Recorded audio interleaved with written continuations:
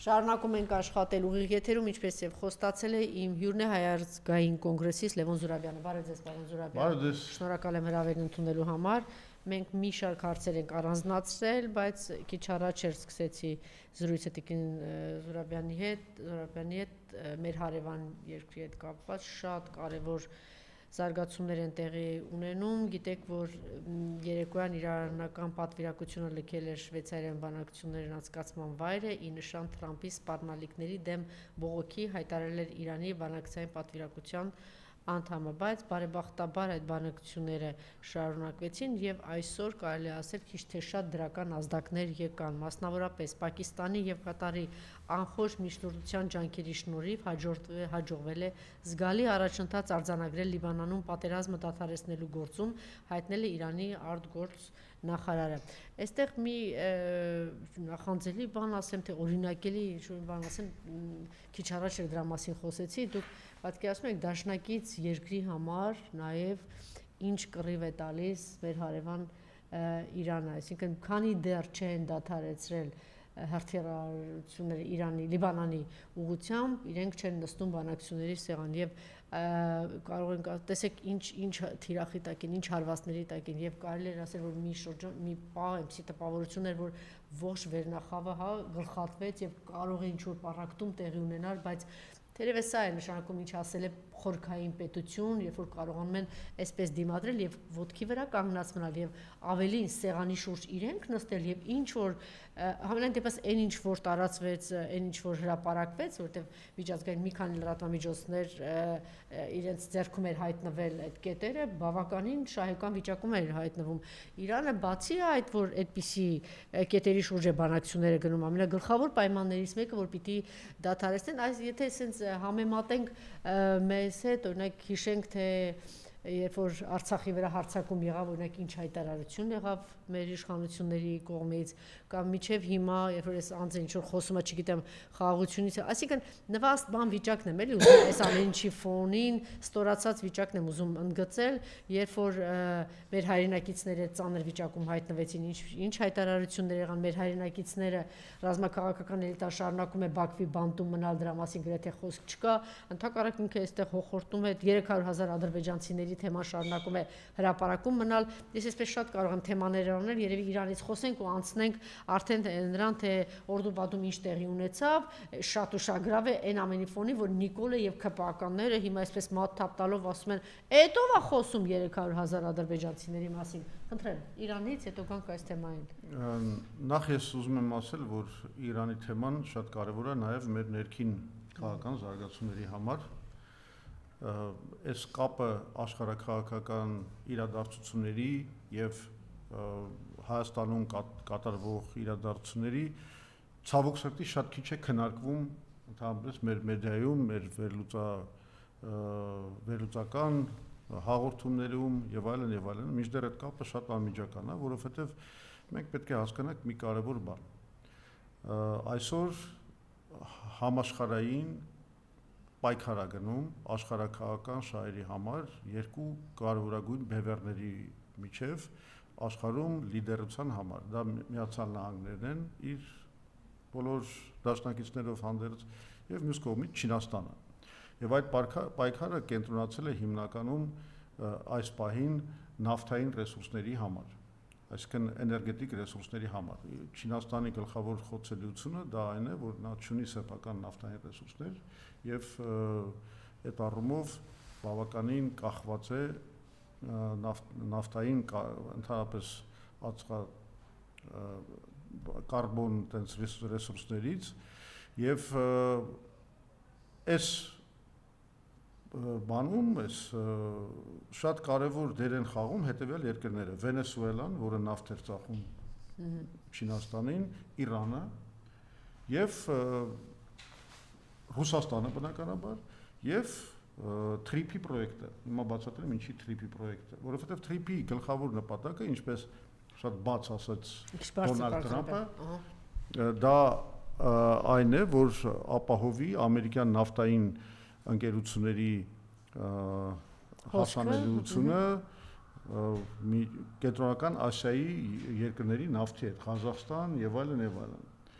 Հիմա բնականաբար գրում է աշխարհակահական պայքար։ Մենք պետք է հասկանանք, որ ամեն ինչ պետք է դիտարկել այդ կոնտեքստի մեջ։ Ինչ արեց ամերիկացիք։ Առաջինը արեցին գրավեցին ու այն կայծակնային օպերացիայով Մադուրոին, Վենեսուելայի նախագահին ձերբակալեցին եւ ըստ էության Վենեսուելան հանեցին որպես նավթային ռեսուրս Չինաստանի ազդեցության գոտուց։ Հիմա կարելի ասել, որ Վենեսուելան ամբողջովին գտնվում է Միացյալ Նահանգների ազդեցության տակ։ Երկրորդ օղակը այդ օպերացիայի դիլներ Իրանը։ Իսրայելի հետ միասին մշակված էր կայծակնային օպերացիա, որի արդյունքը դիլներ հետևյալը։ Այդ գլխատումը Իրանի ղեկավարության եւ ապստամբություն Իրանում եւ Իրանը պլանավորված էր, որ մի քանի օրվա կամ շաբաթվա ընթացքում պետք է դուրս գար այսքան մտներ էլի Միացյալ Նահանգների ազդեցության ներքո։ Այստեղ էր, որ դա իրականում չեղավ, որովհետեւ մի բան հաշվի չէին առել եւ անդրադառնալով ձեր դիտարկումներին ասեմ, որ Իրանը 2003 թվականից սկսած այն բանից հետո երբ որ եղավ այդ Իրաքի պատերազմը ինքը միշտ իմացել է, որ պատրաստվում է պատերազմ Իրանի դեմ եւ այդ պահից սկսած նրանք իսկապես խոշորածավալ աշխատանք են կատարել տեխնոլոգիական առաջընթացի ստորգետնյա տարածքների ստեղծման համար, դրոնային տեխնոլոգիաների զարգացման համար, հիպեր կամ գերհնչյունային հրթիռային համակարգերի ստեղծման համար եւ նրանք տասնյակ տարիներ պլանավորել են ռազմական դիմակայության այդ համակարգը, ընդ որում որը ներառում է նաեւ ապակենտրոնացում, հնարավորություն կռվելու եւ պատերազմելու առանց ղեկավարության, որը ինքնին բավականին լուրջ ստրատեգիական կարգավորում է, որ իրենք տարիներով շարունակ մշակել են, այսինքն սա այսօր չի եղել ու այսօրվա արդյունքը չի, սա 20 տարվա կամ ավելի Ոչ թե առանց ղեկավարության, իրենք այդ բոլոր հաշվարկներ ունեն, եթե հանկարծ սա այս շերտը գլխատվում է, իրանք ներքևում պատրաստված ունեն, այսինքն այսպես շերտերով, ուրեմն կգա եւ այդպես էլ հայտարարում են, ասում են դեռ մենք ունենք, եթե տեսանք, որ իսկապես այդպես է։ Հիմա ռուս-ուկրաինական պատերազմում էլ եթե տեսնում եք գլխավոր ոնց որ բանը ռազմական գործողությունները Ուկրաինայի ուղղված են հենց նավթային ռեսուրսների, Ռուսաստանի նավթային ռեսուրսների դեմ։ Այսինքն իրականում սա նավթային պատերազմ է, որը գլոբալ պատերազմ է եւ այդտեղ շատ կարեւոր դերակատարություն է վերապահված թրիփին։ Թրիփը ըստ էության լինելու է նավթային կորիդոր միջանցք, Զանգեզուրյան միջանցքը իրականում լինելու է նավթային միջանցք։ Այդտեղ եւ գազատար, եւ նավթատար անցնի, եւ բնականաբար երկաթուղային։ Այսինքն պարոն Զուրաբյան, որ ասում են հիմա սեղանի շուրջ այս հարցն է նաեւ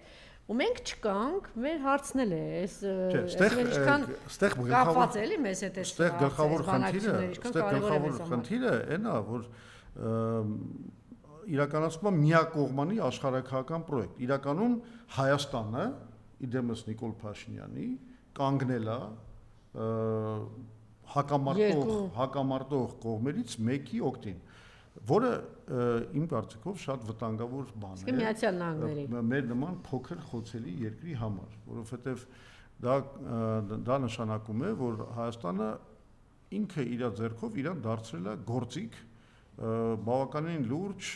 միավորման դեմ երկրների, այսինքն Չինաստան, Իրան, Ռուսաստան, նաև Հնդկաստանը այդ պլանների մեջ եղել է, որովհետև Հնդկաստանը ունեցել է ստրատեգիական պլան կառուցելու Չոհաբարից Իրանի այդ նավահանգստից երկաթուղի Հայաստանով, Վրաստանով դեպի Ռուսաստան, անգամ մինչև Ֆինլանդիա։ Այդ պլանն են ունեցել, այսինքն Հնդկաստանն էլ է ունեցել այդտեղ աշխարհակահական հետաքրքրություններ եւ այս առումով այս երկու հնարավոր միջանցքների, այսինքն հարավ-հյուսիս եւ արևմուտք-արևելք Հայաստանը միակողմանի եւ անվերապահորեն կանգնել է արևմուտք-արևելք այդ կամ այս տարբեր ձևի կարելի է դնել թուրանական միջանցք, Զանգեզուրի միջանցք, թրիփ, ինչ ուզում եք անունը դրեք։ Դրանից բովանդակությունը չի փոխվում, այսինքն Նիկոլի միջանցք։ Հա, հիմա այստեղ խնդիրը հետեւյալն է։ Իհարկե կարելի է մտածել, դե գիտեք ինչ, Նիկոլ Փաշինյանը տեսնելով Ռուսաստանի թուլացումը ուկրաինական պատերազմում, տեսնելով որ Ամերիկան ու Իսրայելը պատրաստվում են ինչ-որ պատերազմական գործողությունների Իրանի դեմ, ստրատեգիական որոշում է կայացրել կանգնել ուժերի կողմը։ Եվ մյուսները այդքան խելք չունեին, որ բոլորը սպասում են, համբերատար հետևում են, այդ չկա։ Այս սա է, որ ամենավտանգավոր բանն է, որը եկեք սենց ասենք, այդտեղ մենք պետք է տարանջատենք Նիկոլ Փաշինյանի շահերը եւ նրա թիմի շահերը եւ երկրի շահերը, որտեվ զուտ թիմային առումով, իր իշխանության ամրապնդման առումով դա միգուցե շատ էլ իմաստուն քայլ էր, որովհետեւ ինքը ինչ է ստանում։ Ինքը շնորհիվ այդ դրվածքի, այդ մոտեցման, այդ քաղաքականության ստացել է Բաքվի, Ադրբեջանի աջակցությունը, ստացել է Թուրքիայի աջակցությունը, ստացել է Տրամպի աջակցությունը, ստացել է Մակրոնի աջակցությունը, ստացել է Եվրոպական միության աջակցությունը եւ Իսրայելի աջակցությունը։ Իսրայելի համար սա կարևորագույն պրոյեկտ է։ Ինքը դիտարկում է, ասենք, Թրիփը որպես Իրանի մեկուսացման գործիք։ Իրանին սահմանափակելու, Իրանի, ինչպես անգլերեն ասում են, containment, այսինքն զսպման եւ սահմանափակման մի գործիք եւ պլացդարմ, որից հնարավոր կլինի հետագայում ինչ որ օպերացիաներ իրականացնել Իրանի դեմ։ Այսինքն սենց որ նայես զուտ տեսականորեն Նիկոլ Փաշինյանը մի հատ քայլ է արել, որը ապահովում է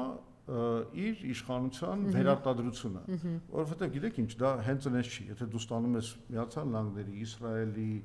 չգիտեմ, Եվրոպայի, Արևմուտքի, Թուրքիայի եւ այլն աջակցությունը, դա միայն քաղաքական աջակցություն չի։ Դա աջակցությունը օրինակի համար նաեւ սոցիալական ցանցերի ազդեցության առումով, որովհետև ոչ ոք թող միամիտ չլինի, բայց ասենք այսօրվա YouTube-յան այսօր եւ YouTube-ը եւ հատկապես Facebook-ը, հատկապես որ իրենց YouTube-ը ավելի շատ անգամ գտնում է իրենց վերահսկողության տակ, այո, բավական այդ հետախուզական միջամտությունների, մասնավորապես ալգորիթմիկ առումով շատ հեշտ է, ասենք, իդենտիֆիկացնել ով է օգնում Նիկոլ Փաշինյանին եւ ով հակառակը նրա հակառակորդներն են եւ դիտողականությունը օգնողների մեծացնել, իսկ շոքնողների կամ խոչընդոտողների իջացնել։ Այն ինչ որ կատարվում է մեր աչքի առաջ, իսկ մենք տեսնում ենք թե այդ միջամտությունները դա շատ པարզ ալգորիթմիկ միջամտություններ են, շատ հստակ բան կա, համագործակցություն կա հետախուզությունների եւ սոցիալական ցանցերի միջև, դա պետական մակարդակով իրականացվող բաներ են եւ շատ պետք չի զարմանալ, որ զուտ ընտրական առումով կամ ներքին քաղաքական ինչ որ աջակցություն ստանալու առումով դա Նիկոլ Փաշինյանի համար լավ ընտրություն էր, իրականում ինքը այլ կերպ չէր կարող իր իշխանությունը պահպանել։ Բայց արդյոք դա լավ ընտրություն էր Հայաստանի համար։ Այսա պետք է իսկապես հասկանալ եւ սրա մասին մենք ընտրությունների ժամանակ բավականին շատ զգուշացրել ենք, մենք ասել ենք, որ եթե Հայաստանը մտնում է միակողմանի մի աշխարհաքաղաքական պրոյեկտի մեջ, ինքը պետք է հասկանա դրա հետևանքները։ Բայց ինքը արդեն պետք է հասկացած լինի, մենք մի հատ վճարել ենք Արցախ, Արցախի այդ ընտրության հետևանք չի։ Արցախի զոհաբերությունը, օկուպացված Սյունիքի տարածքներ, Գեղարքունիքի տարածք, այդտեղ այս ամեն ինչի, եթե մտնում ես դրա մեջ, ուրեմն վճարես, չէ՞, դի տաս։ Իսկ ինչ ունի գրպանից ոչ տալու։ Մեր երկիրը պետք է տա։ Դեռ 91 թվականներից կար այս Գոբլի հայտնի պրոյեկտը, որի իրականում 90-ական թվականներին մենք դրա դեմը կարողացանք փակել։ Բայց այդ խոսակցությունը եղել է Բուշ մեծի եւ բանի չի դադարել, ձեզնից հետո էլ է դա եկել եւ Օզալի եւ Դեմիրելի միջև հիմա մենք ունենք չէ այդ բացված արխիվները եւ այնտեղ այդ խոսակցությունը եղել է, որ այդ միջանցքը պետք է բացվի այն ժամանակ։ Մենք իհարկե կարողացանք դա փակել տալ, բայց պրոյեկտը եղել է ուժի մեջ, միևնույն է աշխարհաքաղաքական նպատակները մնացել են ուժի մեջ եւ վերջը մենք ունեցանք սա, այո, պետք է Արցախը զոհաբերվեր, այո, պետք է ամեն ինչ արվեր, որ Հայաստանը դառնա Սյունիքը զոհաբերվի, այդ օղակի մի մաս։ Հիմա ինչ է ասում Նիկոլ Փաշինյանը եւ իր թիմը։ Իրենք ասում են, որ եղբայր, հա, մենք գնացինք, միջև, չգիտեմ, 10-20 թիվը մենք սխալ էինք, մտել էինք կայսրական մոդելների մեջ, տենց հայդատական բաներ ունեինք, ծայրահեղական էինք, ես ենք, հիմա մենք պատմության դասերը քաղել ենք եւ պիտի հայրենիքի տարածքները անվերջ տալ թշնամուն։ Հիմա պետք է հասկանալ, որ մենք պետք է գնանք Ադրբեջանի հետ ինչ որ առանց որևէ միջնորդների այդ մեր կապերը հաստատենք, այսինքն չլնենք այսուհետև խոչընդոտ իրենց համար, այլ դառնանք այդ կամուրջը տրամադրենք Թուրքիայի ու Ադրբեջանի միջև, Նախիջևանի ու Ադրբեջանի միջև, դրան էլ կօգնի Արևմուտքը եւ Հայաստանը կմտնի քաղաքակիրթ աշխարհ, եվրոպական միություն եւ այլն եւ այլն։ Հիմա գիտեք բառերով դա շատ գեղեցիկ է հնչում, բայց երբ որ սկսում ես մտածել ինչքանով դա իրատեսական է, ընդհանրապես պետքա օրինակի համար միացնել վերջին ազատության ռադիոկայանի այն ռեպորտաժը նրա մասին, թե Օրդուբադում ինչ էր կատարվում եւ ինչի մասին էին խոսում Ադրբեջանի պաշտոնական անձինք, փորձագետները, հասարակական գործիչները։ Դա մի հատ մանիֆեստ էր։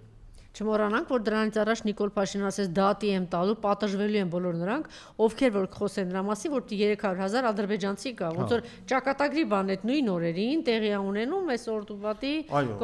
վեհաժողովը, կոնֆերանսը ինչ է, այո, բաց տեքստով արդեն, այո, խոսում են Նիկոլ Փաշինյանի ասածներից, իրանք ասած ասում են, ընդ որում ասում եմ, ուզում եմ կրկնեմ, սա հասարակական, քաղաքական գործիչների ասածներ չեն, ընդդիմադիր իրանք էլ են խոսում, փորձագետների ասածներ չեն։ Մենք նաև հասկանում ենք Ադրբեջանի ավտորիտար համակարգում ինչ է նշանակում լինել փորձագետ կամ հասարակական կազմակերպության ներկայացուցիչ։ Դրանք բոլորը խոսափողներն են Ալիևի ռեժիմի։ Բայց իրենք անգամ ձևականությունները չեն պահում, այնտեղ գնում են պաշտոնական անձինք, ազգային, ինչ է, իրանք խորը մեջլիսի, միլի մեջլիսի ներկայացուցիչներ, պատգամավորներ, խոսնակներ, իշխանության ներկայացուցիչներ, որոնք բաց ասում են, որ այո, պետք է վերադառնան եւ պետք է վերադառնան ոչ միայն այն մարդիկ, որոնց քշել են, հանել են Հայաստանից, այլ նաեւ իրենց ժառանգորդները, դրանք թվով 300,000 են։ Այսինքն, երբ որ Նիկոլ Փաշինյանը հայտարարում է, որ ընդդիմության պնդումները, այդ ադրբեջանական նարատիվների տարածումը եւ այլն, այսպես ես բոլորին խորհուրդ եմ տալիս իմեջի վրա կա իդեպ դրած այդ ազատության ռադիոկայանի ռեպորտաժը մի հատ գնան նայեն ու հասկանան, այսինքն կամ Նիկոլ Փաշինյանը անմեղսունակ է, այսինքն այս մեր քաղաքական գործիչները, մեր այսօրվա կառավարիչները անմեղսունակ են, իրանք այսինքն այդ վտանգը չեն իդենտիֆիկացնում, չեն հասկանում ինչ է նախապատրաստվում, կամ իրենք ազդեցության գործակալ են, ուրիշ տարբերակ հնարավոր չէ, եւ դիտավորյալ աչք են փակում այդ վտանգների վրա։ Ընդ որում շատ ճիշտ են հանրային դեբատի ժամանակ Նարեկ Կարապետյանը շատ հստակ բան ներկայացրեց, այդ փաստաթուղթը մեր ազգային անվտանգության մեր հետախուզությունների այդ բանը փաստաթուղթը ըստ որի մենք մեր ծառայությունները այդ վտանգը իդենտիֆիկացրել ներկայացրել են Նիկոլ Փաշինյանին, բայց ինքը դա համարում է ընդդիմության կողմից տարածվող ադրբեջանական նարատիվներ, այսինքն ինչքան դու պիտի անխելք կամ հակապետական լինես, որ քո սեփական հետախուզության այդ վտանգների գնահատումը ներկայացրած մի կողմ դնես, ասես որ դե ընդդիմությունը մի քիչ հետ գնանք, պատերազմից առաջ այդպիսի բաներ ներկայացվել է մի քանի անգամ դրել են Նիկոլի Սեղանի արժեշ, որ պատերազմի վտանգ կա, ճիշտ է։ Հիմա այդ նույն հարցը չտանք, ասենք ինչքան պիտի չգիտեմ ինչ ունես։ Մարդը այդ ամենով հանդերձ գնաց, ամենայն դեպս մխրճվեց պատերազմի մեջ եւ այդքան կորուստ ունեցանք, ինքը ինչ արեց, այնպես մանիպուլացիաց, այնպես արեց, ամբողջը շրջեց, հիմա ինչ ասում, միչև ինձ տված էր, միչև ինձ չգիտեմ էսեր էր, շատ չեմ ուզում, այսպես կարող եմ մի 10 օրինակ բերել, կամ ավելի շատ։ Հիմա ընտրություններին են գալիս, այս օրինակը, մարդը կոնկրետ այնտեղ քննարկում են, չի համարձակում միջազգային որևէ հարթակից կանգնի, ասի, այս ինչ եք ասում, ով որ խոսի դրա մասին, բացի այն, որ ինքը ազգային ժողովում կանգնում հատաթափ տալի հայ ժողովրդի գործիչների վրա մի հատ էլ ասում է դատի եմ տալու, ոչ մի ծպտուն չի հանում, այսպես թողնում, բան, անցնում գնում է։ Հիմա Այսինքն ամեն անգամ այս ամեն ինչը լինում է, բայց ինքը այնպես ճկուն կերպով ընտրություններ են անցկացում, մեծ կեղծիքների մասին են խոսում, բազմաթիվ փաստեր կան, ընդդիմություն ունի իր ձեռքում, քար լռություն հանգիստ նստած Նիկոլը վերակացել, բոլորդ կեղծել եք, այսպես կանեմ։ Ինքը տեսնում է իր մանիպուլյացիաները, ստերը, այնքան աղմկոտ, այնքան կազմակերպված են, ձեր ասած այդ գործիքակազմերով, այնպես է տարածում, ինքը շահեկան վիճակում է դուրս գալիս։ Իսկ ընդդիմությունը այս առումով սառը քնած մտածում է, քննարկում է, տեսնեք ինչ անենք։ Հիմա պիտի քիչ առաջ էլ ասեցի, ինչքան հատկապես ուժեղ Հայաստանը, այդքան մարդ ձերբակալվել են, այսքան տերորի են ենթարկվել, բանտված են, փոխանակ այդ կեղծիքների մասին, գան էս իմ դուռը կոտրեն, ասեն գան առավոտ ու գիշեր խոսենք այն մյուս տեղը, չէ, նստած չգիտեմ ինչի են սպասում։ Այդ մարդը դա արել է, անում է եւ վստահ եմ, եթե իշխանության մնա անելու է, իհարկե մեր տարածքների հաշվին, բայց այդ մարդը անում է ու շահում է։ Հա, միջև այդ ընդդիմության գործերին հասնելը ես կուզեի բացատրեի, որ այստեղ խնդիրը մենակ այդ ադրբեջանիզացիայի վտանգը չի։ Իրեն ադրբեջանիզացիայի վտանգը այդ երկրորդ էտապում է ադրբեջանցիների գալը, նրանց ազդեցության տարածումը։ Առաջի էտապում ադրբեջանիզացիան տեղի է ունենալու մեր քաղաքական համակարգի ադրբեջանիզացիայի տեսքով, այսինքն ինքը դառնալու է նույնքան ավտորիտար, ինչքան Ալիևյան ռեժիմը։ Ինքը ըստ էության դառնալու է Ալիևյան ռեժիմի շարունակությունը եւ կատարելու է նույն ձևի դառնալու թե արդեն դարձել է։ Աշոտյանը ինչ որ բան է խոսել, բանտված է։ Չէ, դες առաջի ծիծեռնակներն են, բոլորին բանտում է այս մարդը։ Առաջի ծիծեռնակներն են, բայց գնալով ու Նիկոլ Փաշինյանի իրականում գլխավոր հանցագործությունը կայանում է նրա մեջ, որ ինքը փորձում է օգտագործելով իրապես կարևոր գործը, այսինքն Ադրբեջանի հետ խաղաղության, չգիտեմ, հաշտության, կնքման գործը, փորձում է օգտագործել իր համար, իր իշխանության յուրացման համար նպատակով, այսինքն ինքը ասում է ախպեր ջան, մեզ քանի որ Ադրբեջանը մեզնից պահանջում է սահմանադրական փոփոխություն եւ մեզ պետք է սահմանադրական մեծամասնություն, որ սահմանադրական մեծամասնություն չլինի մենք պատերազմի ենք գնալու, հիմա էլ կառավարում է ռիսկերը, քանի որ սահմանադրական մեծամասնություն չի ստացել, իսկ իրականում ինքը շարունակում է սահմանադրական մեծամասնություն ստանալու գործերը, որտեղ դրա համար իրան նաեւ Ադրբեջանը հավանություն է տվել, խրախուսել է եւ այլն, եւ ինքը հասկանում է մի բան, քանի որ այս խաղաղության պրոյեկտը Ադրբեջանի հետ ունի արևմուտքի աջակցությունը աշխարհաքաղաքական, հետեւաբար ինչ էլ ինքը անի, ինչ օրենք էլ խախտի, սահմանադրության, չգիտեմ, ընտրական օրենսգիրք եւ այլն, ինչքան էլ յուրացնի, ասենք, դատական իշխանության լիազորությունները, քնիչ դառնա, աչք են փակելու սրա վրա, որովհետեւ աշխարհաքաղաքական շահերը միշտ ավելի վեր են եղել, քան թե ասենք դեմոկրատական համերաշխությունը։ Ինքը սա շատ լավ հասկանում է եւ գնալու է այդ ամենակարևոր իր համար նպատակի հասնել սահմանադրական մեծամասնությանը պարլամենտում, որը իրան թույլ կտա ոչնչացնել հակակշռների եւ զսպումների դեմոկրատական մեխանիզմները ամբողջությամբ եւ դառնալ իսկապես ոչ թե կառավարությունը ես եմ, այլ Լյուդովիկյան այդ պետությունը ես եմ բանը այդ հրեշը դառնալ։ Այսինքն ինքը ուզում է հիմա եւ իրագործում է իր անձնիշխանության ոչինչով չսահմանափակված ոչ մի զսպանակ, ոչ մի զսպման կամ հակակշռի մեխանիզմ չունեցող իշխանություն ուզում է ձեռք բերի։ Ինքը սա է անում։ Ինքը ասում է այո, ես ձեր պրոյեկտը պետք է անեմ, բայց այս գնով։ Բայց դա նշանակում է, որ ես ունենալու եմ տոտալ մի միջանկյալ հարց է, պարոն Սուրաբյան, դուք այն ուժն եք ներկայացնում, որ մշտապես խոսքի ազատություն, մարդու իրավունքներ, չէ, այդ բացարձակ արժեքներ են եղել եւ ժամանակին հենց այդ նույն երկրների դեսպանատների հետ, այդ երկրների հետ համագործակցություն, այսինքն իրենք խթանում են, որ մեր երկրում դա այդ ինստիտուտները կայանան։ Հիմա ասելիք դուք ունեք, իրենք ունեն, չգիտեմ ինչ որ բան կա, թե կարելի ասել, որ այդ երկրներն էլ են օկուպացած այսօր իրենց իշխանությունների ձեռքից, որովհետեւ այդպես է ստացվում։ Այդ մարդիկ խթանում են, որ Հայաստանում ավտորիտար բռնապետական իշխանությունը հաստատվի, քար լռություն է իրենց կողմից։ Չէ, ես հանդիպել եմ քաղաքապետը նստած արևմտյան դեսպանների հետ, մենք հանդիպել ենք բանի եվրոպական այդ խորհրդի ուղարկված դիտորդների խմբի հետ, մենք հանդիպել ենք ԵԱԿ-ի դելեգացիայի հետ, մենք Լենարչիչի հետ ենք հանդիպել, որը այդ ԵԱԿ-ի այդ բանն օդիր սենյակի ղեկավարն է, մենք այս բոլոր փաստերը ներկայացրել ենք իրենց։ Մենք ասել ենք, որ եղբայր, այդտեղ տեղի ունենում մի հատ աննախադեպ բան։ Առաջին անգամ անկախության ձեռքբերումից ի վեր 91 թվականից հետո Հայաստանում տեղի են ունենում ընտրություններ, որտեղ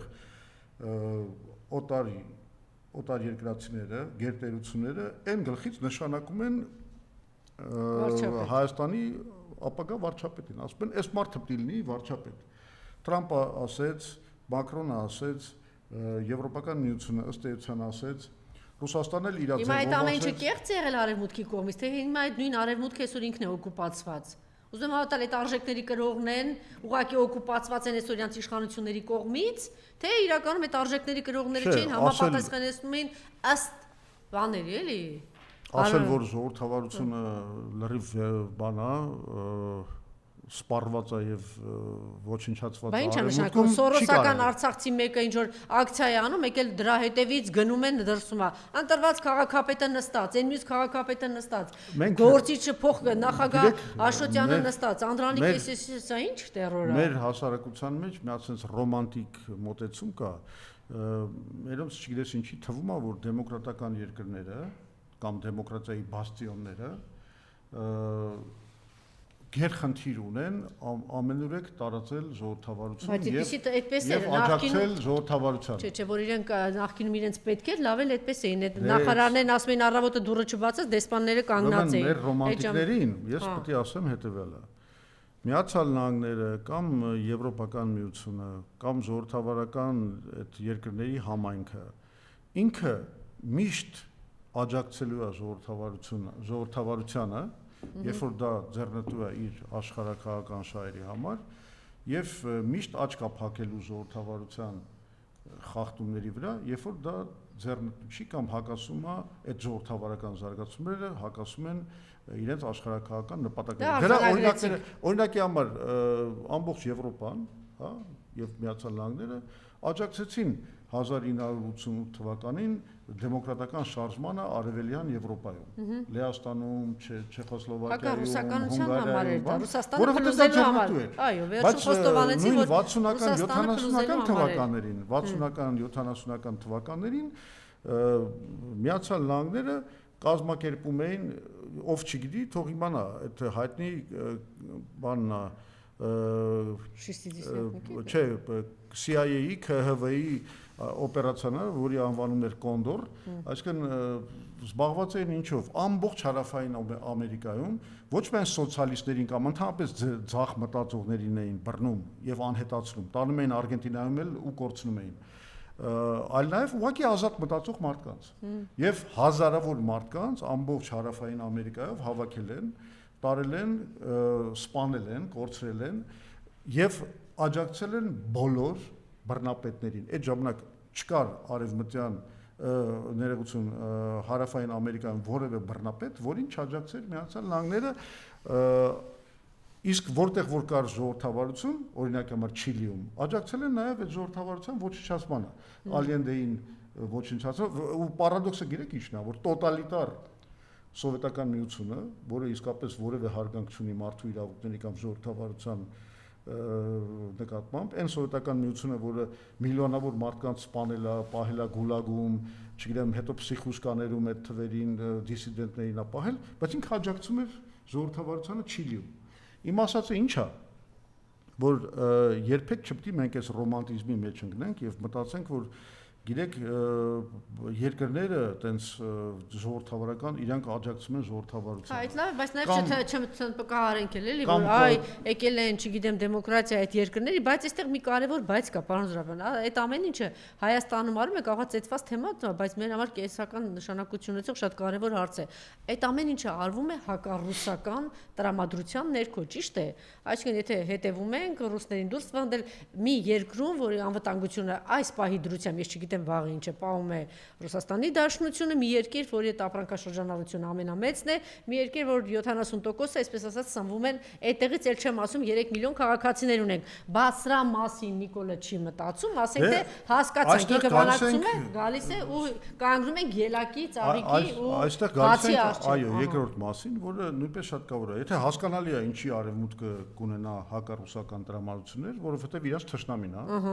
կամ իրենք հիմա արդեն իրան պատկերում են որպես թշնամի, այս մեծ աշխարհակահաղական պայքարում, չեն էլ թաքցնում դա, դրա մասին խոսում են,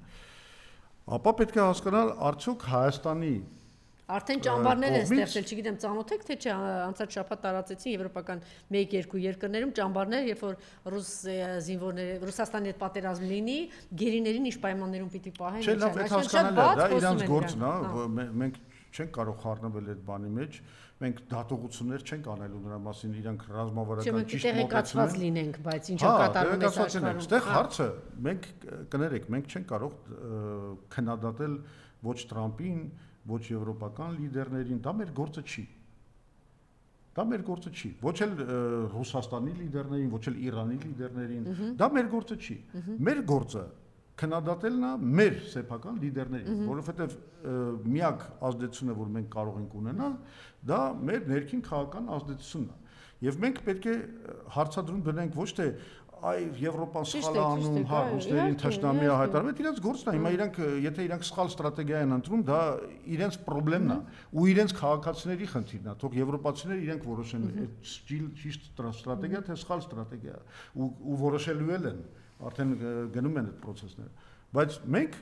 պրետենզիաներ կարող ենք ներկայացնել միայն սեփական իշխանությանը։ Օրինակ, որ ասում են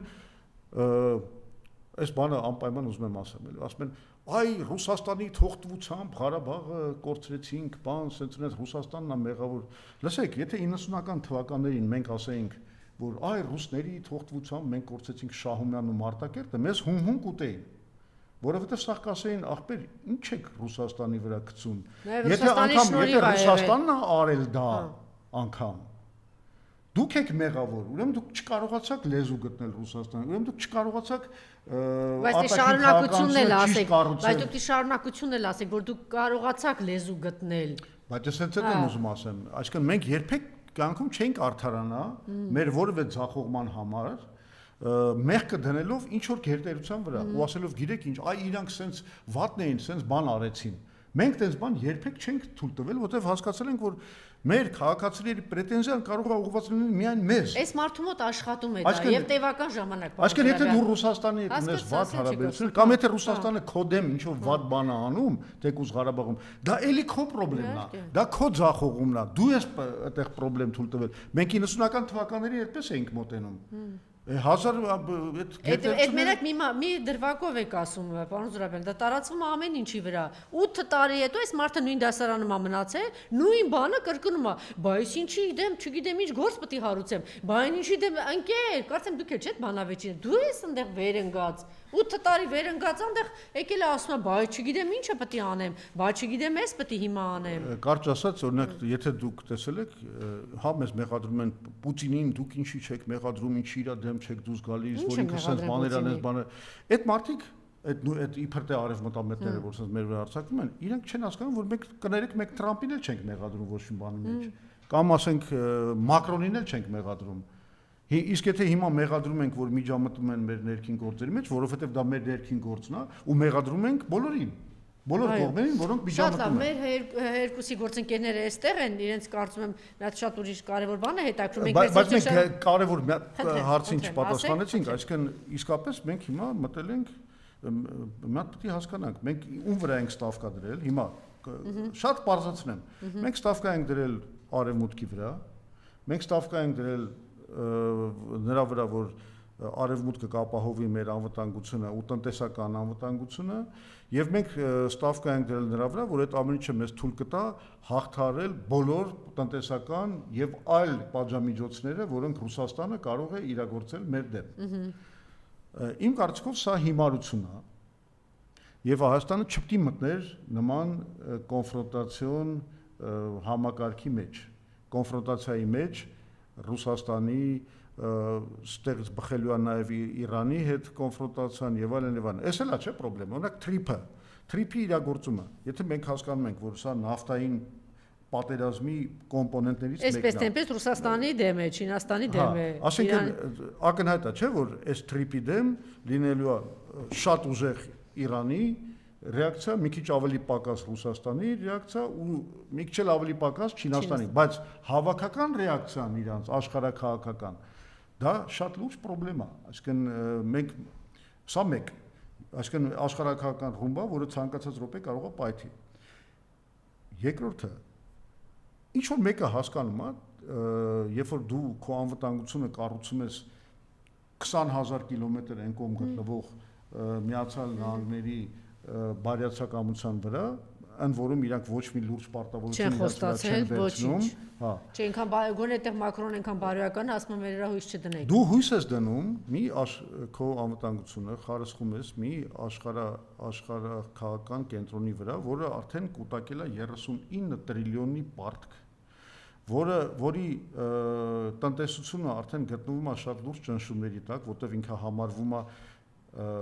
highly leveraged economy, այսինքն բարձր լծակային տնտեսություն, ինչ է նշանակում, որ շատ բաներ բանի պարտքի վրա է եւ պարտքի վրա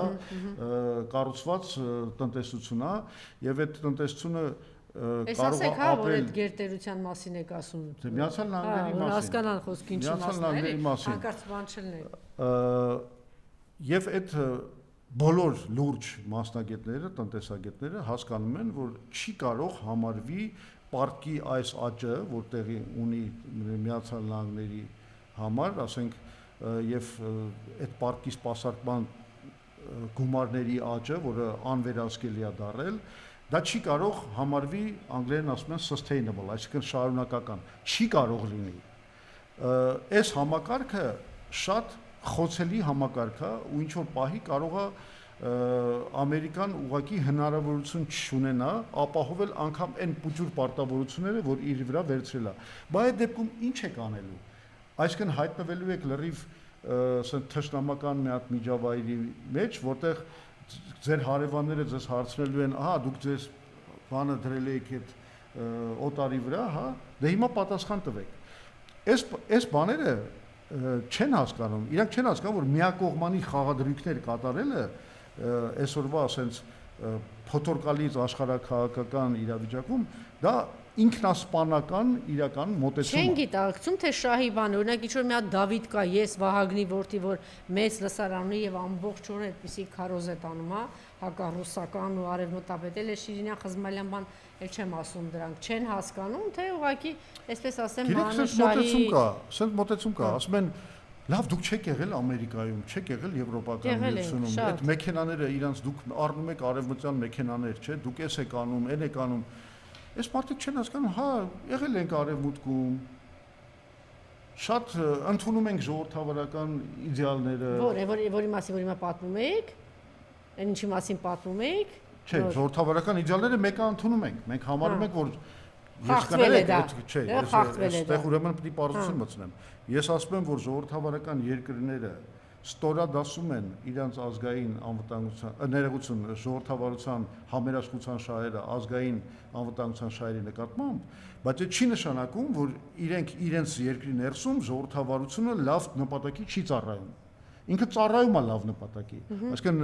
ժողովրդավարական արժեքները միանշանակ մենք բան ենք անում, ընդունում ենք եւ համարում ենք, ընդ որում համարում ենք, որ ոչ ոք չի կարող ապահովի էքսպորտ ժողովրդավարությունը ամեն մի ժողովրդի իր սեփական ձեռքերի իր սեփական ճակատագիրը վերջերս պատմում էին Ֆրանսիայում իրավունքի համար դուրս եկածներին, թե ոստիկաններ ուղղակի ինչ վիճակի մեջ են։ Դա էլ ֆրանսիացիների գործն է։ Ինչա, չէ, գործն է, բայց երբ որ ասում եք այնտեղ ժողովրդավարական բաները պահում են, իմիջիայլոց այդ ժողովրդավարության մասին Վենսը հիշում եք առաջին անգամ որ գնաց Եվրոպա, խոսեց, ասեց, «Էս ինչ եք անում այդ ձեր ընտրությունների բան»։ Այնպես որ դա էլ է ժողովրդավարությունը երբեք չի կարելի համարել վերջնականապես հաստատված։ Ֆրանսիացիք շատ երկար ժամանակաշրջաններ պայքարել են ժողովրդավարության համար, հասել են ինչ-որ բարձունքների, բայց չի նշանակում, որ բարձունքներից իրենց ոչ ոք չի իջացնելու։ Իրանք մշտապես պիտի շարունակեն այդ պայքարը։ Նույն բանն էլ Հայաստանին է վերաբերում։ Մենք պիտի շարունակենք մեր պայքարը։ Այսօր կոնկրետ Նիկոլ Փաշինյանը իր առաջ նպատակ ա դրել ու ունեց մեր ժողովրդին էլ խաբելով, որ տանում է մեզ դեպի Եվրոպա, դեպի հաշտություն Ադրբեջանի հետ, դեպի ռուսական օլիգարխիկ կոռուպացված համակարգից ազատագրում եւ այլն, այս բոլոր սիրուն իդեալների ներքո ինքը տանում է դեպի սեփական, անձնական դիկտատուրայի հաստատում։ Եվ դա ստացվում է։ Դա ստացվում է, պարոն Զուրաբյան, դիկտատուրա, բռնապետություն, ավտորիտարվան պահելու համար դուք ինձ լավ գիտեք, այդ փող է պետք, հարևան է պետք, բա այդ ոնց է կարողանալու։ Ալիևը նավթ ունի, բան ունի, դիկտատուրայի սպասարկման փողը կտան, այդ կտան, հա, այդ միշտ կլինի։ Կտան, բայց չի նշանակում, որ Հայաստանը լավ է ապրելու։ Չէ, բարձր է։ Արդեն հիմա կտարել մեզ մխաշելական։ Փողի մի մասը ու աջակցության մի մասը պետք է գա Ադրբեջանից, օրինակի համար, եթե Ադրբեջանը մեզ գազ, նավթ, բենզին, չգիտեմ ինչ տա եւ այլն, այդ ամենը չունենալով ծայրահեղ գին տարածք նորից տարածքներ նորից անում։ Օրինակի համար, որ սենց բաներ են, չէ՞ ասում այս քաղաքագետները, ասում են այ Ռուսաստանը լավ, մեզ տալիս է էժան գազ կամ չի տալի եւ այլն, բայց այդ ամեն ինչը գին է, չէ՞ մեր վրա պարտադրում։ Յանի որ բանա, մենք մնում ենք կպած Ռուսաստանին, իրանք մեզ պարտադրում են քրեա օլիգարխիկ ռեժիմներ եւ այլն։ Հա, չէ։ Հիմա ռուսներն են պարտադրում։ Ես հիմա ուզում եմ ասեմ, օքեյ, իսկ դուք պատկերացնում եք Ադրբեջանի պարտադրած գինը ինչա լինելու։ Այսինքն եթե ալտերնատիվը, նույն էներգետիկ ալտերնատիվը դա Ադրբեջանն է։ Ինչա լինելու այդ գինը։ Չէ, բայց ինչի՞ է Ադրբեջան։ Մի հատ է իրանց սիրելի Ամերիկա գնացեք, օրինակ դուք պատկերացնում եք Միացյալ Նահանգները, Թրամփը գնում է ինքնիշխան մի հատ երկրի ղեկավարին վերցնում է, առևանգում է, տանում է։ Պատկերացնում են իրանք։ Այդ հաչացողները արևմտյան, դա պատկերացնում են։ Ինչի մասն է խոսքը։ Այս մարդը զենք է մատակարարում, այսօր իր դաշնակից երկիրը ցեղասպանությամբ զբաղված Գազայում կամ մի հատ ուրիշ ինքնիշխան տարածք է, դուք դա պատկերացնում եք, ինչի մասին է։ Կամ դուք լավ ներկայացեցիք այդ պարտքով հանդերձ, որ մի օր պայթելու է այդ տնտեսությունը, կամ Չինաստանը ինչքան է մտել, դա պատկերացնում եք դուք, կամ եվրոպական շուկա ինչքան է հիմա Չինաստանը մտած, պատկերացնում եք, ռուսական, այդ դրա դեմ բաներ կա, չէ՞։ Գիտեք, այդ իրանց հին հնամաշ մնացել են իրանց արևին ժամանակակից, բայց վաղուց արդեն հին այդ թեզերը տան վաղուց, բայց իբրև թե մոդեռն են, ժամանակակից են, դեպի արևմուտք են, ոչ այդ արևմուտքը նորմալ գիտեն, ոչ այդ Ռուսաստանի Դաշնությունը նորմալ գիտեն, մնացել են ինչ-որ բան, թեզերի տակ։ Ես ուզում եմ մի հատ բան պարզեցում մտցնեմ, որովհետև այս մեր ասածներից կարող է սխալ տպավորություն ստեղծվի, որ մենք դեմ ենք արևմուտքի հետ համագործակցությանը, որ մենք դեմ ենք Ադրբեջանի հետ հաշտությանը եւ այլն։ Ես ուզում եմ այստեղ շատ պարզ լինի։ Մենք ոչ թե դեմ ենք Ադրբեջանի հետ հաշտությանը, մենք համարում ենք, որ հաշտության այն մոդելը, որը այսօր Անդրելա Փաշինյանը ինքը չի նպաստելու հայ ազգի պահպանմանը, անվտանգությանը եւ ծաղկմանը։ Բա պետության։ Ինքը բերելու է իրականում Հայաստանի թուլացմանը, որպես ազգային պետություն եւ նրա բնույթի փոփոխությանը, ժողովրդագրական առումով եւ այլն, այսինքն մենք գնալու ենք մեր ինքնության կորստի ուղղությամբ, ես ձեզ ավելին ասեմ, անգամ դա չի ապահովի անվտանգություն, որովհետև ինչքան մենք թուլանանք, այնքան ավելի շատ ենք հրավիրում ռազմական միջամտության հնարավորությունը Ադրբեջանի կողմից։ Այդ մեր ասածը հետևյալն է. Ադրբեջանի հետ իհարկե պետք է հաշտվել։ Օրինակ մենք միշտ 91 թվականից ասել ենք, որ գլխավոր երաշխիքը մեր ազգային անվտանգության դա հարաբերությունների բարելավումն է մեր բոլոր հարևանների հետ։ Իսկապես, եթե դու նորմալ հարաբերություններ ունենաս եւ Իրանի եւ Վրաստանի, որոնք նորմալ են, գումարած դրան էլ Թուրքիայի ու Ադրբեջանի հետ, քո ազգային անվտանգությանը սպառնալիքները կհասնեն մինիմումի։ Բայց դու պետք է հասկանաս մի բան. այդ բարելավումը հնարավոր է միայն ագրեսիվ ախորժակները զսպելու համակարգի ստեղծման պարագայում։ Այսինքն դու չես կարող խախտել բալանսները, ստեղծես մի հատ խոցելի վիճակ քո համար, հենց նույն Ադրբեջանի ու Թուրքիայի նկատմամբ, եւ հետո ասես մենք գնում ենք դեպի հաշտություն։ Աստորեն ընդդիմությունը այս սարսափելի վտանգները ինչը որ սպառնում է եւ սահուն կերպով Նիկոլը շարունակում է տանել, նախընտրական փուլում մեծ հաշվով, իհարկե մեծ կեղծիքներ են եղել, բայց հանրությանը սա չկարողացաք հասցնել, որ ինչ վտանգավոր եւ կործանարար քաղաքականություն է վարում եւ ինչի արժեվ է որ Հայաստանի պետականության մեկ այլ խոսակցության մեկ այլ խոսակցության բայց մի անգամ այո մենք չկարողացանք հասցնել։ Մենք չկարողացանք հասնել, բայց ի՞նչն է դրա բանը, բուն պատճառը։ Բուն պատճառը կներեք ռեսուրսներն են։ Մենք եք չմոռանանք ու մի հատ տեսնենք ինչ ռեսուրսներով է ով մտել այս նախընտրական պայքարի մեջ։ Չէ, բայց դուք այս սկզբում ճիշտ բան ասեցիք, արևմուտքը շատ վաղուց էր այս սոցիալական այս ռեսուրսները, շատ վաղուց մտել էր 20 տարի առաջ, արդեն այս սոցցանցերով, լրատվամիջոցներով արդեն ուղեղների լվացման process իրենք վաղուց մտել են։ Հիմա նոր այս ուժերը եկել են, ուզում են վերջին տարիներին կարողանան այս ընդ որում դուք ճիշտ նկատեցիք, ողջ այս ամենով հանդերձ կարելի է մեծ գումարներ դնել սոցցանցերում բայց գործիքակազմը շարունակում է մնալ այդ արևմուտքի ձեռքում։ Եվ Facebook-ը եւ YouTube-ը գործիքակազմը իրենց ձեռքում է։ Մենք անկախական ուժ ենք։ Մենք օրինակ չենք համարում, որ պետքա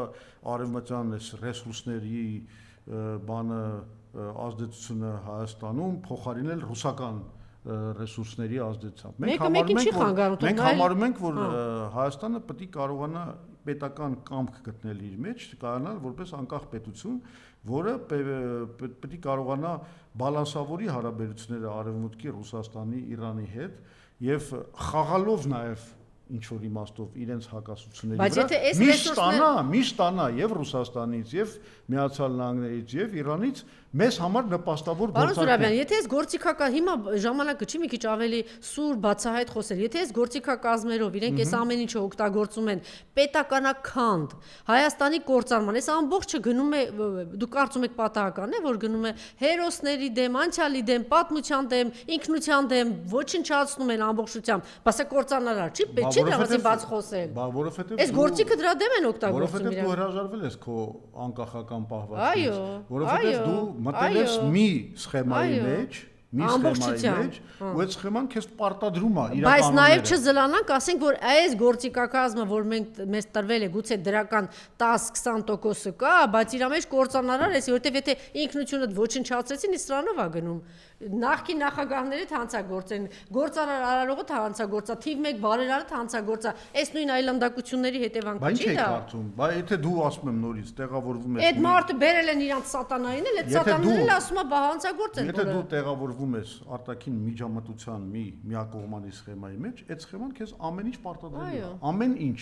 ընդհանուր միջև քո ինքնությունից հրաժարվելը։ Ընդ որում այս մարդը ասես մի տեղ է մտել է, ասես ինքնաբանով, ասես ինքնանվիրումով մտել է այդտեղ, եթե նախկինում կար բալանսավորված եւ չգիտեմ կամ սրա հետ նույն, այս մարդը ասես ինքնամոռաց մտել է, բայց հիմա աշխարհը թույլ է տալիս այդպեսին լինել, թե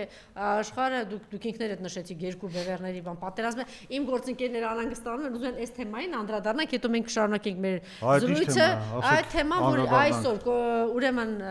խոսեցին երկու ուժերի նրանք ովքեր որ անցել են ազգային ժողով, այդ այլանդակության խայտարակության մասին կուզենայի խոսել, որ ինչ է նշանակում 60,000-ից ավել ձայն հավաքած Բարգավաճ Հայաստանին այդպես էլ թույլ չտվեցին, ասեմ, որ այստեղ մեծ թերացում կա բոլոր ընդդիմադիր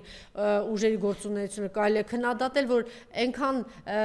пассив են այս իմաստով փոխանակ առավոտից գիշեր խոսել են խայտարակ խախտումների մասին, որ Նիկոլ Փաշինյանի թիմը արել է, լռել են եւ հիմա Նիկոլ ինքն է խոսում, մի հատ էլ դա հակցնում է ձեզ, որ հələ մի բան էլ դուք եք արել այդ կեղծիքները։ Այս այլանդակության մասին բոլորին, այո, փաստորեն ով ընդդիմությանը ձայնա տվել նախ ասեց որ կաշառք են վերցել, այսինքն ես որ գնացել եմ ձայն եմ տվել, կաշառք են վերցել, դուք մենք բոլորս կաշառք վերցնողներ եք, այսպես մեղադրանք հնչեցրեց, միջդեռ փոխանակ շատ ակտիվ լինի ընդդիմությունը, հատկապես ուժեղ Հայաստանը, որ այս իմաստով բավականին пассив է եւ Հայաստան դաշինքը։ Հիմա իրենք անցել են առաջարկությունով հանդես եկավ Սամվել Կարապետյանը, հիմա դուք այսպես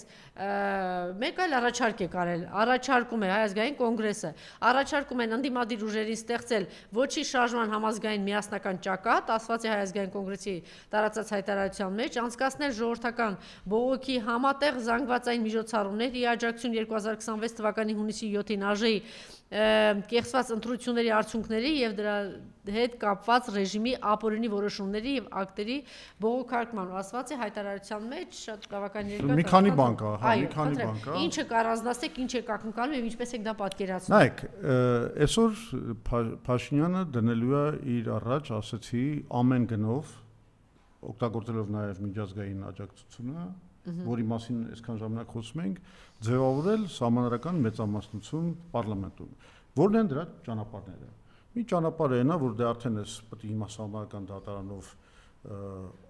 օրինականացնեն ԿՀ-ի ապօրինի որոշումը 4 մանդատի գողացման մասին, չէ՞։ Հիմա ասենք նկատի ունեմ ԲՀԿ-ի մանդատները։ Սա մեկ, բայց սա 3/5-ն է ապահովելու։ Իսկ իրանց պետք է 2/3-ը։ Հիմա ոնց են դա անելու։ Մի քանի ճանապարհ կա դա անելու։ Ճանապարհներից մեկը այնա, որ իրանք փորձեն հավաքագրեն ընդդիմությունից մի քանի հոգու։ Դրա համար պետք է 6 հոգու հավաքագրեն։ 6 հոգու, որ հասնեն 70-ի։ 70-ը դա 2/3-ն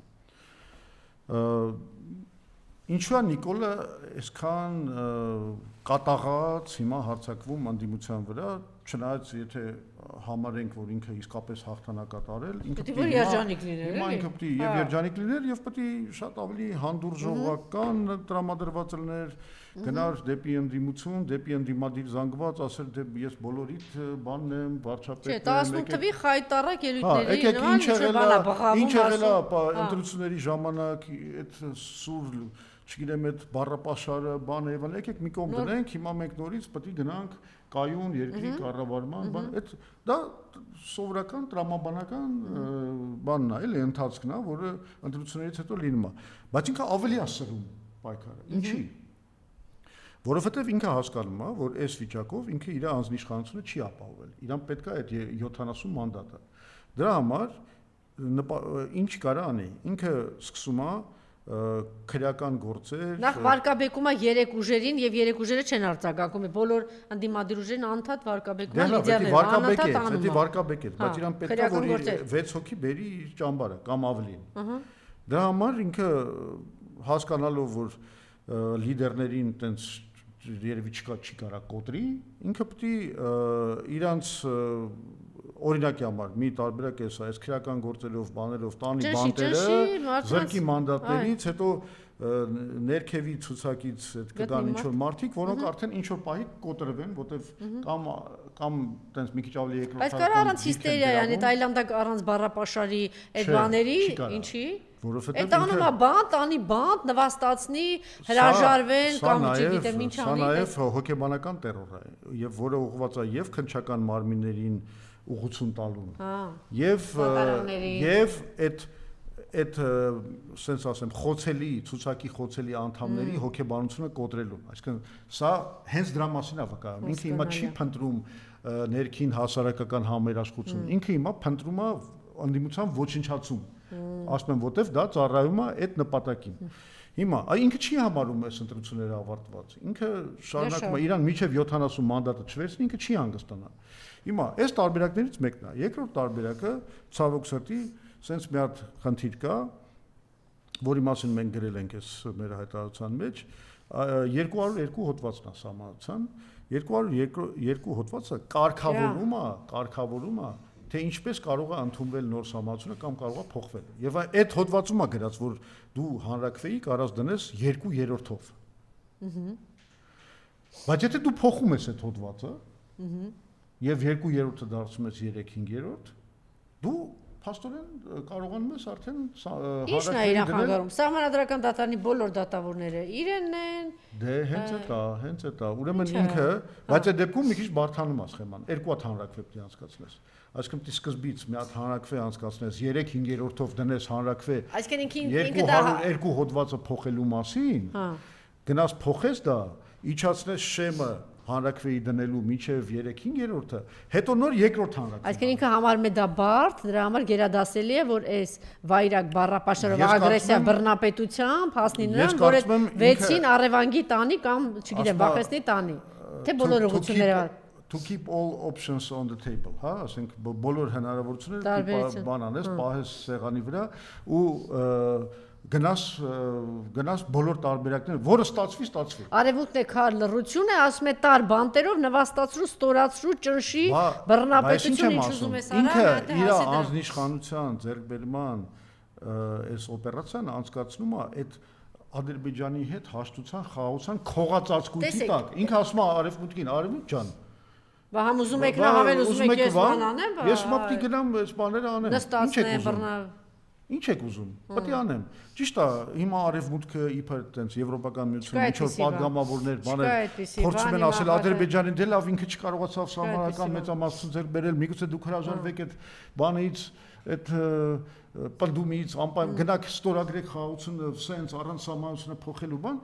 բայց ես վստահ եմ, որ այդպես բան չի լինի։ Դուք պատկերացրեք մի քիչ ազգային ելներ, փոխանակ օգտվել այդ հանգամանքից, գոնե ձգեր այն ժամանակահատվածը, որ այս սահմանադրական այս փոփոխություն աներ, մեր այս երկիրը մնար, ինքը շտապում է օր Ադրբեջանը ցավոք սրտի եւ նաեւ Նիկոլ Փաշինյանի վարած քաղաքացիական հետաքրքրությամբ ինքը դեռ չունի իր առաջ նպատակ Հայաստանի հետ հաստատել խաղաղություն։ Եթե ինքը ունենար այդ նպատակը, ինքը վաղուց արդեն այդ սահմանադրական այդ փոփոխության ապուշետ բանը պահանջը մի կողմ դրած կլներ գերիներին կվերադարձներ օկուպացված տարածքներից դուրս կգա ասեք թուրքերին լավ բացեք արդեն այդ սահմանները եւ այլն եւ այլն ինքը նկարտումներ Հայաստան չպիտի լինի ես հենց այդ եմ ասում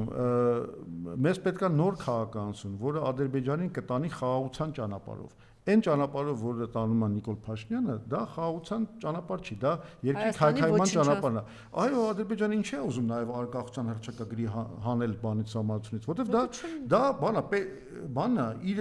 իրավաքաղաքական հիմքերն են մեր անկախության։ Շատ լավ, դուք շատ լավ բացատրեցիք, թե Նիկոլը ինչ է ուզում։ Հիմա գալիս ենք ընդդիմությանը։ Երկու բան են ասում են մի կողմից Նիկոլը ասում է հրահրում, ասում է դե դուրս եկեք, էս արեք, որովհետև դրանից հետո կջարդի ավելի շատ կնվաստացնի բան։ Մյուս կողմից էլ ակնկալի կա, որ այս սիրել ընդդիմություն։ Հիմա դուք տեր կանգնեք, կես միլիոնից ավել ձայն եք ստացել, պետք է տեր կանգնել։ Հիմա դուք պատկերացնում եք, դուք ասում եք այն ներքևի մարդիկ, բայց վերևի մարդիկ էլ մարդկանց խոշտանգում են, ձերբակալում են, բռնության են ենթարկում, նվաստացնում են, գործեր են հարուցում այս մարդկանց վրա եւ առայժմ ցած ինչ որ բան վիճակ է։ Սա այս պահվածք արդյոք չի նպաստելու նրան, որ հիասթափությունը խորանա, Եվ Նիկոլն անի այն ինչ որ ուզում է, ինչ պիտի անել եւ ինչ կոչ ունեք։ Դե այս խնդրեմը կա նրանում, որ իրականում մարդկանց փողոց կարող է հանել միայն այն ուժը, որը հավաքել է մեծամասնություն։ Հիմա նայեք, անգամ Հայաստան դաշինքը չի կարող դա անի։ Ինքը չունի այդ քաղաքական իրավունքը։ Այդ քաղաքական իրավունքը պատկանում է ուժեղ Հայաստանին։ Հիմա Բնականաբար իրենք գիտեք հասկանում ենք քաղաքական փորձի պակաս կա բիզնեսմենի մտածողություն, որը միշտ չի որ կիրառելի է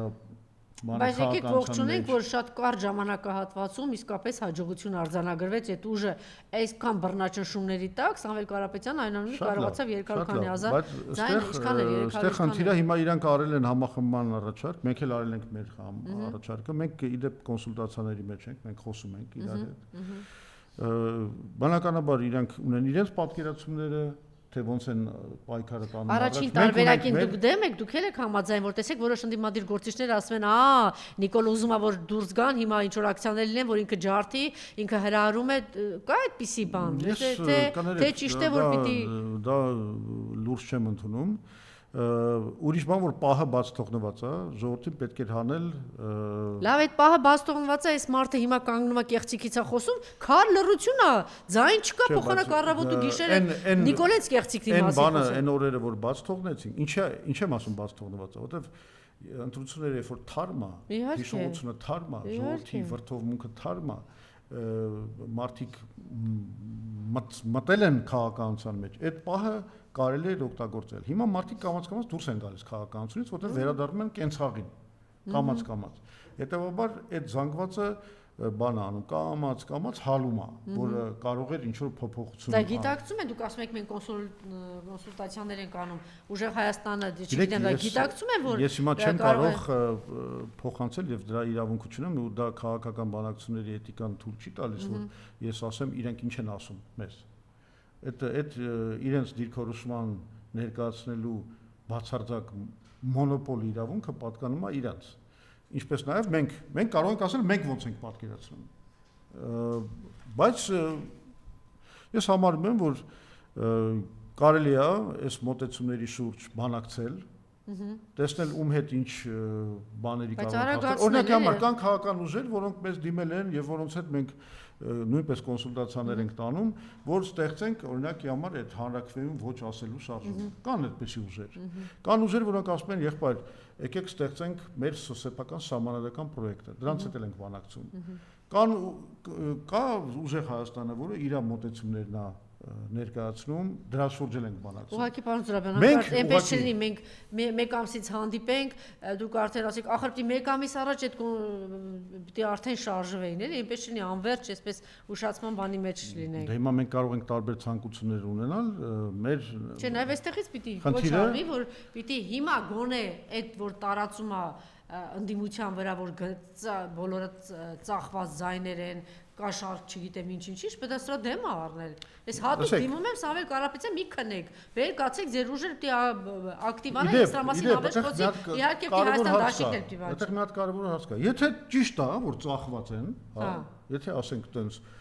100,000-ների մասշտաբով, չէ, նա լսեք էլի արգումենտս միջև վերջ։ Եթե 100,000-ների մասշտաբով ընտրակաշառքով տենց կեղծիք տեղի ունեցել, դրա համար մեղավորը առաջին հերթին Նիկոլ Փաշինյանն է եւ իր կողմից 8 տարվա մեջ ստեղծված պետաիրավական համակարգը, որը չկարողացավ դրա դեմն առնել, սա մեկ։ Երկրորդը Նիկոլ Փաշինյանը, որ այդ մեղադրանքը առաջ է քաշում, ինքը առաջինը պետք է դիմեր սահմանադրական դատարան այս ընտրությունները անվավեր ճանաչելու պահանջով։ Ինքը անում է ոչ մեկը, այսինքն այն մեկի համար պատասխանատվությունը չի։ Շատ լավ առաջարկ է Նիկոլ դիմի, եթե կաշառք ա եղել բան, ըստ իրա շատ մեծ թիվ է, չէ՞ դա եղել, որտեղ ասա բոլորը սկզբում ինչ որ չեմ լսել, ինչ որ սկզբում ասելա բոլորն են կաշառքով, հետո ասելա 30%-ը։ Հələ մի հատ հաշվեք, տեսեք 30% հետ ինչ մեծ ազդեցություն է ընտրությունների վրա։ Շատ լավ առաջարկ է։ Ուրեմն ես ինչ եմ ուզում ասել, այն հանգամանքը, որ Նիկոլ Փաշինյանը կամ քաղաքացիական պայմանագիրը չի դիմում սահմանական դատարան անվավեր ճանաչելու բան, որ ինքը իրեն անվանում է ստախոս։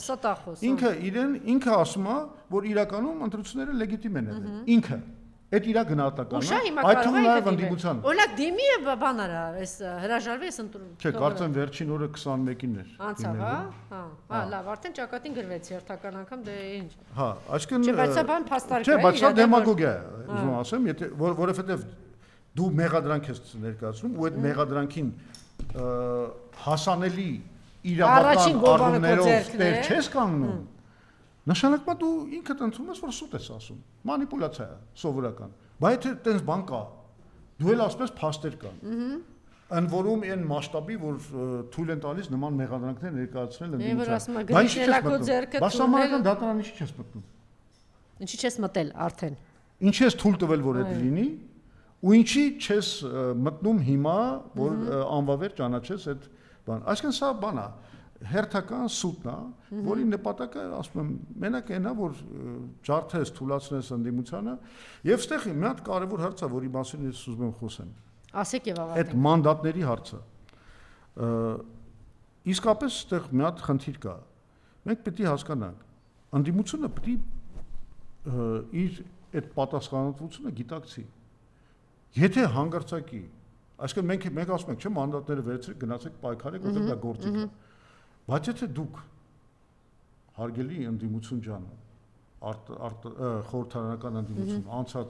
խորհրդարան անցած ընդդիմություն, եթե դուք վստահ չեք, որ ձեզնից չեն կարող հավաքագրեն։ Դե ով կարող է վստահ լինել, պարոն Զուրաբյան, հիմա դուք չկա այդպիսի բան։ Հիմա դուք կհավատայիք, որ Նազարյանի, ինչ է, Գեգամ Նազարյանի ելույթից հետո որ Նիկոլ, դու ես սպանել իմ ապկարին, Նիկոլ, դուք դրանից հետո ձեր մտքով կասել, որ սա գնալու է падգամավոր, հետո գնալու է, կարող է այդպես բան։ Ես ընդհանրապես մի բան եմ ասում, ընդդիմությունը պատասխանատվություն է կրում, ընդդիմությունը պատասխանատվություն է կրում։ Մեկը ես այստեղից ասում եմ, որ պիտի այո, Գեգամ Նազարյանի նման մարդը լինի այնտեղ, որովհետեւ կպայքարի, որովհետեւ որթեա կորցե, որովհետեւ այդ բանի մեջ է, բայց մեկ էլ պարզվում է, որ կներեք էլի, չգիտեմ ով է։ Այսինքն այս կյանքում այնպիսի բաներ կար, դուք իհարկե ճիշտ եք ասում, իրանք պիտի պատասխանատու լինեն, ում եք տարել ձեր ցուցակ, արդյոք խելամիտ տես մտածել եք, իհարկե ճիշտ եք ասում, դա կա, բայց նաև այսպիսի բացառություններ էլ կան, բայց անշուշտ առաջին հերթին պատասխանատվությունը ընկած է այդ առաջնորդների վրա, բայց պիտի այդ մանդատները վերցնեն եւ անպայման վերցրեք, եթե վստահ եք ձեր վրա, եթե Բա մտել են պայքարի մեջ, եթե դուք կես միլիոնից շատ ձայն եք ստացել ու վստահ չեք եղել, կարևոր է միասնական ճակատի ստեղծումը։ Եթե ժողովուրդը տենում է, որ ստեղծվում է միասնական այդ ոչի ճակատը, որը մենք առաջարկում ենք, ու դա մթնոլորտ է փոխում հանրության մեջ։ Եվ դա մի հատ sense ջրբաժանի իրավիճակ է ստեղծվում, որում արդեն շատ դժվար է հավաքագրվելը, այսինքն երբ որ մթնոլորտ կա։ Այո, հասկանալի է։ Նաև ինչի մասին, պարոն Զուրաբյան, մենք որ ասում ենք, որ ընտրություններից առաջ պիտի այդ միասնական լինեն, որ պիտի այդ էներգիան լինի, որ այս պայքարի տարբեր բաներով չէ, դա պիտի խտացած լինի այդ էներգիան, որ դուք եթե որ մտքներով չանցներ այսպիսի կեղծիք անի, որ իրանք հասկանային դրսում այնպիսի խտացած էներգիա կա, բա դրա մասին էինք խոսում, չէ՞ որ ասում ենք պետք է դաշինք կազմենք, այդ նկատի ունենք։ Դե հիմա ոչինչ չի, իհարկե, չգիտեմ ինչի արժև են կանգնած, այս բոլոր դեպքերում շատ ստապ եւ առողջ առաջարկներ ընդունեց եւ հիմա առաջարկներ կան, պիտի առնվազն այս մի քանի բանը որ առաջարկում եք, բայց հիմա դուք տեսեք երկու կարևոր բան ասեցիք, որ եթե դու այդպիսի բան ես ասում, նախ դու ամենապատասխանատուն ես, դա նշանակում է, որ դու քորոքա չէ, եղել առաջին պատասխանատվությունը Նիկոլ Քովրը, եւ դե դու մեծագույն ստախոս չես, ապա դու պիտի դիմեիր Սահմանադրական դատարան եւ ասեիր, որ կեղծված ընտրություններն են, հետեւաբար դու ստում ես առաջին կեղծարարը դու ես, բայց դրա մասին պիտի 1000 անգամ ասի ինդիմությունը, պիտի խոսի, ոչ թե թողնի կամ դուրս գա պայքարի, դուրս գա, ոչ թե հիմա ասենց 10,000 նստած չես հասկանում ինչ է։ Հա, դե խոսում եք, հա, բայց մենակ ձեզնով չի կամ ձեր նման 10 հոգով չի, չէ։ Իսկ դուք տեսնում եք իրենց ձեռքը ինչքան գործիքական զգա եւ իրանք ինչքան ագրեսիվ են, դուք ինքներդ ասեցիք Նիկոլ ինչ ագրեսիվ է եւ գիտի ինչ է անում, ինչպես է անում։ Մենք պետք է հասկանանք, Հայաստանը գտնվում է մի հատ վիճակում, որ եւ կան աշխարհակաղակական լուրջ պայթյունի խնդիրներ, մեր անվտանգության հետ կապված խնդիրներ, բայց նաև կա շատ մի հատ կարևոր խնդիր, որը կապված է սրա հետ, դա Հայաստանում ժողովրդավարության ոչնչացման խնդիրն է։ Դե բանաձևումը տվեցիք, այս մարդը ոնց ասեցի, քաղաքական ադրբեջանակ արդեն սկսել է։ Ադրբեջանացումը քաղաքական համակարգի։ Այո, քաղաքական համակարգի մարդը բռնապետին ավտորիտար օրինակը ունի, ամբողջ համակարգը դարձնում է այդպիսին։ Այսինքն սրանք իրար հետ համատեղելի հարցեր են, եւ ինքնության պահպանումը, եւ ժողովրդավարության, քաղաքացիական ազատությունների պահպանումը, դրանք բան են, կապված հարցեր են։ Եվ այսօր մեր հանրությունը պետք է համախմբվի մեր ինքնությունը, ազգային ինքնությունը եւ ժողովրդավարական եւ քաղաքացիական ազատությունների պահպանելու գործի շուրջ։ Այս շուրջ մենք պետք է ստեղծենք լուրջ համախմբում։ Շատ ակտիվ կլինենք այդ հարցերում, հույսով ենք, որ մեզ չեք մերժի եւ հաճախ կհանդիպենք եւ մենք պիտի, չգիտեմ, կամ պիտի հանձնվել եւ սպասել, որ ինչ իր քմաճիկով Ալիևը մեզ հետ ոնց կվարվի, կամ այդ հավաքական արևմուտքը, կամ պիտի շարունակենք պայքարը եւ ամենակարևորը այս ամեն ինչը հասցնենք մեր ժողովրդին։ Շնորհակալություն, մնացեք մեզ հետ, մի քանի րոպեից ուղիղ եթերում կլինենք Սուրեն Սուրենյանցի հետ։ Շնորհակալություն, պարոն